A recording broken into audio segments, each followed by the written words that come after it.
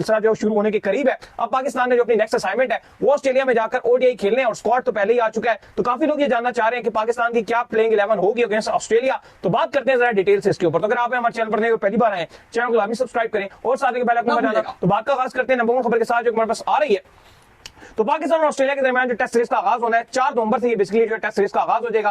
पहला ओडीआई जो 4 नवंबर को जो है वो खेला जाएगा। तो दाऊद साहब क्या होने जा रहा है पाकिस्तान और ऑस्ट्रेलिया के दरमियान, क्योंकि बड़ा टफ टास्क है। नए लड़के काफी ज्यादा ऐड हुए हुए हैं, नए कप्तान है, और नए कप्तान को अक्सर जो ऑस्ट्रेलिया को दौरा मिल जाए तो थोड़ा सा उनको भी दौरा पड़ने का जो चांसेस है वो बढ़ जाता है। थोड़े बहुत चक्कर उनको भी आ जाते हैं कि भाई शुरू में सीधा जो वो ऑस्ट्रेलिया। तो पाकिस्तान की जो सिलेक्शन कमेटी है उन्होंने तो बड़ा कॉन्फिडेंटली जो है स्क्वाड अनाउंस किया है, लेकिन कुछ खिलाड़ी इसके अंदर मिसिंग भी है। प्लेइंग 11 में भी अगर आप बात कर लें, जैसे फखर जमान का नाम वो अब शामिल नहीं होगा, एक थ्रेट तो थे। फिर अगर आप बात कर लें तो 6, 7वें नंबर के ऊपर जो हार्ड हिटिंग की जिम्मेदारियां होती हैं वो किसी एक अच्छे खिलाड़ी के सर पर होती है जो अच्छे छक्के मार सके। जैसे इफ्तिखार ने एक टाइम पर ऑस्ट्रेलिया में बड़ी अच्छी बैटिंग की, चाहे आप उनकी लाख बुराई कर लें, बिल्कुल बहुत अच्छा ऑस्ट्रेलिया में उन्होंने बैटिंग की थी, ठीक ठाक छक्के ऑस्ट्रेलिया में उन्होंने मार दिए थे। लेकिन इस बार जो वो जिम्मेदारी है वो या तो आमिर जमाल के सर पर होगी या फिर आगा जो है वो जिम्मेदारी सर अंजाम देंगे। तो कहीं ना कहीं थोड़ी सी चीजें पाकिस्तान के स्क्वाड में मिसिंग है, जैसे कोई डेंजरस खिलाड़ी वो मिस है पाकिस्तान के स्क्वाड में, लेकिन बाकी चीजें जो है काफी हद तक कंप्लीट भी है। तो क्या होगी जी प्लेइंग 11? इसके अलावा स्पिन डिपार्टमेंट भी जो आपका वो भी, अगर आप ओडीआई स्क्वाड एक्सपीरियंस और इतना कोई फॉर्म भी नहीं दिखाई भी ना, अगर आपके पास 2 ही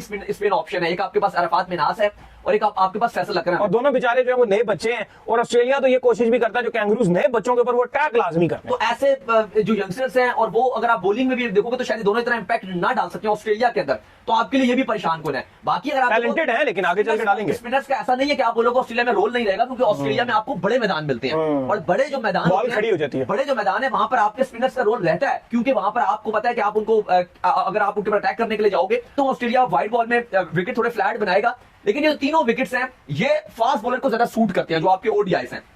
इवन अगर आप T20 देखोगे तो वो आपने सिडनी में भी खेला है, वो फिर भी आपको देखो थोड़ा स्पिन कंडीशन रहती है वहां पे, स्पिनर्स को यूजफुल रहता है, थोड़ा सा ड्राई कंडीशन वहां पे रहती है। लेकिन ये जो आपने ओडीआईस खेलने हैं ये आपने तीनों के तीनों ऐसे विकेट पर खेलने हैं जो फास्ट बॉलर्स को हेल्प देती हैं। अब अगर आप पाकिस्तान की 11 की बात करो, आगे ऑस्ट्रेलिया के ऊपर भी बात करेंगे, क्योंकि ऑस्ट्रेलिया का भी जो स्क्वाड है वो आपको बड़ा टफ नजर आ रहा है। बिल्कुल जो उनकी बॉलिंग लाइनअप है वो कंप्लीट है। अगर आप देखते हो स्टार्ट नजर आ रहे हैं, कप्तान पैट कमिंस बनते हैं, तो वो किस तरह की जो अपने आपको ओपनिंग रखे, बाबर रिजवानी आपको ओपनिंग करते हुए नजर आए।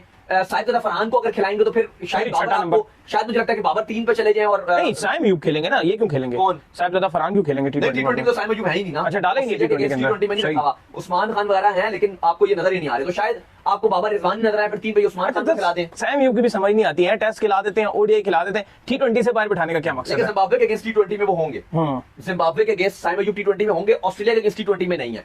ओडीआई जिम्बाब्वे के अगेंस्ट भी खेलेंगे और ओडीआई ऑस्ट्रेलिया के अगेंस्ट भी खेलेंगे। बाबर रखते हैं, लेकिन मतलब मैं वैसे कह रहा हूं तो अगर अनफिट हो गया तो खुदा ने खास्ता आपका प्लेयर इंजर्ड हो गया, क्योंकि इंजरीज हो सकती हैं आप, तो बाबर ऊपर ना आ जाएंगे फिर। नहीं, अब फिर 3 पे किसको खिलाओगे? नहीं, फिर वो आप पीछे से आप इरफान खान को ले आओगे, कमरान गुलाम को, इस तरह से फिर आप प्लेइंग 11 एडजस्ट करोगे। अब आपने फखर को नहीं रखा, आपने ज्यादती तो की है, अब आप जो भी, अब आप उसको खिला दो, उसको खिला दो। लेकिन दो इंपॉर्टेंट दौर है ना दाऊद, ये 1 डाउन पे जो बाबर आजम है इनके बड़ा इंपॉर्टेंट दौर है ऑस्ट्रेलिया का, और मैं इनकी बैटिंग जो है वो देखना चाहता हूं कि ऑस्ट्रेलिया में अल्लाह करे इनका बल्ला चले और सही रन इनका बल्ला जो उगले, क्योंकि इनको बड़ा ऑस्ट्रेलिया सूट करता है, बॉल सही इनके बैट के ऊपर आती है। लेकिन आखिरी जो टेस्ट अभी पाकिस्तान ने किया था उसमें बाबर आजम का दौरा बड़ा बुरा रहा था, उसमें बाबर आजम से रन नहीं उस तरह से हो पाए थे। लेकिन उम्मीद करते हैं कि इंशाल्लाह बाबर आजम रन बनाएं। और उससे पहले जब पाकिस्तान गया था ऑस्ट्रेलिया T20 के लिए तो बाबर ने रन किए थे, बाबर अच्छे खासे।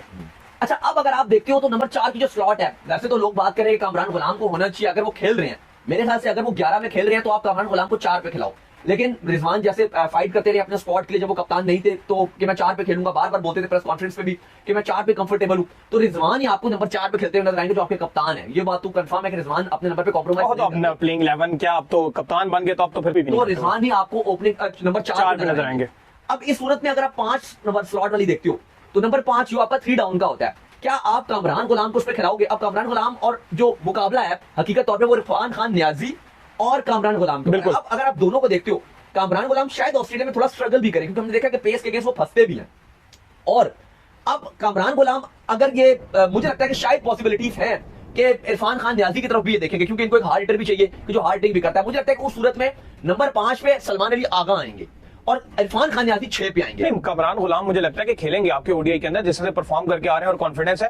T20 में आप कह सकते हो कि इरफान खान आएंगे, क्योंकि ये उस तरह से हार्ड हिटिंग की जो अभी इनका प्लान लग रहा है वो ये लग रहा है कि ये आमिर जमाल और जो सलमान अली आगा है उनसे ये हार्ड हिटिंग जो है बेसिकली करवाना चाहते हैं। तो ये एक मुकाबला रहेगा आपके कामरान गुलाम का और साथ इरफान खान नियाजी का, क्योंकि अगर कामरान गुलाम खेलते हैं तो आप